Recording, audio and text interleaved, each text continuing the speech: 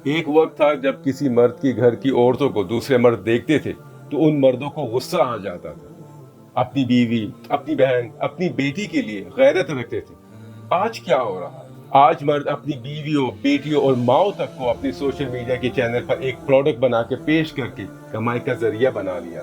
इनको शायद ये तो बुरा लगेगा कि इनकी घर की औरतें बाजारों या स्टेज पर नाच गाना करें, लेकिन स्टेज पर नाच गाना या सोशल मीडिया पर नाच गाना तो बराबर ही है। दोनों को गैर मर्द ही देख रहे होते हैं।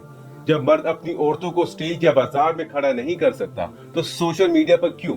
हम किसको धोखा दे रहे हैं? अल्लाह ताला ने सूरह नूर में फरमाया, मोमिन मर्दों और औरतों दोनों अपनी नजरें नीची रखा करो। तो जो मर्द अपनी औरतों को सोशल मीडिया पर लेकर नहीं आते, उन मर्दों को भी चाहिए कि दूसरों की औरतों को ना देखें, क्योंकि नजर नीची रखना अल्लाह का हुक्म है।